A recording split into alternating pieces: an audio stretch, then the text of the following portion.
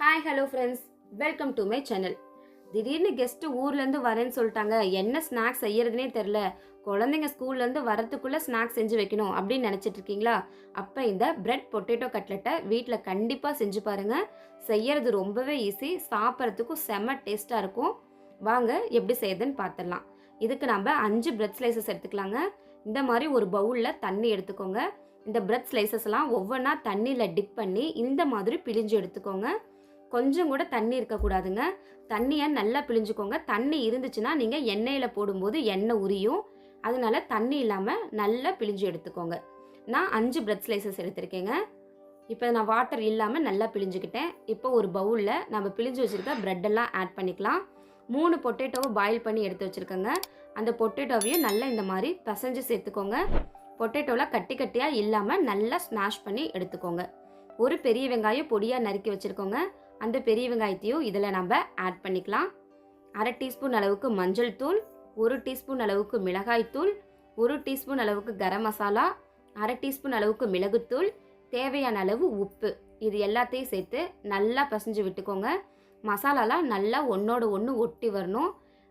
கட்டி கட்டியாக இருக்கிற ப்ரெட்டெல்லாம் நல்லா கரையிற மாதிரி நல்லா பிசைஞ்சு விட்டுக்கோங்க. இங்கே பாருங்கள், மாவு இந்த கன்சிஸ்டன்சியில் இருந்தால் தான் நீங்கள் உருண்டை பிடிச்சி போகிறதுக்கு உங்களுக்கு ஈஸியாக இருக்கும். இதுதான் கரெக்டான கன்சிஸ்டன்சி. இப்போ நீங்கள் 2 கையிலையும் நல்லா ஆயில் அப்ளை பண்ணிக்கோங்க.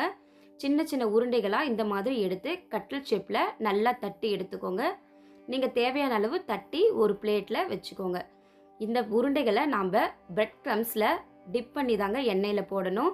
பிரெட் க்ரம்ஸ் இல்லைன்னு நினைக்கிறீங்களா? அது ஒன்றும் பிரச்சனை இல்லைங்க, ஈஸியாக வீட்டில் ரெடி பண்ணிடலாம். வாங்க பிரெட் க்ரம்ஸ் எப்படி செய்யுதுன்னு பார்த்துடலாம். இதுக்கு நீங்கள் ஒரு 10 ரூபா பேக்கெட் ரஸ்க்கு வாங்கிட்டிங்கன்னா போதுங்க. ஒரு 5 ரஸ்க்கு எடுத்து இந்த மாதிரி புட்டு மிக்ஸி ஜாரில் சேர்த்துக்கோங்க. இதை ஒரு ஓட்டு ஓட்டினீங்கன்னா போதுங்க. இந்த மாதிரி பிரெட் க்ரம்ஸ் சூப்பராக ரெடி ஆகிடுங்க. இப்போ நாம் கட்லெட் ஷேப்பில் பண்ணி வச்சுருக்கிறது எல்லாத்தையும் இந்த மாதிரி பிரெட் க்ரம்ஸில் டிப் பண்ணி எடுத்துக்கலாம்.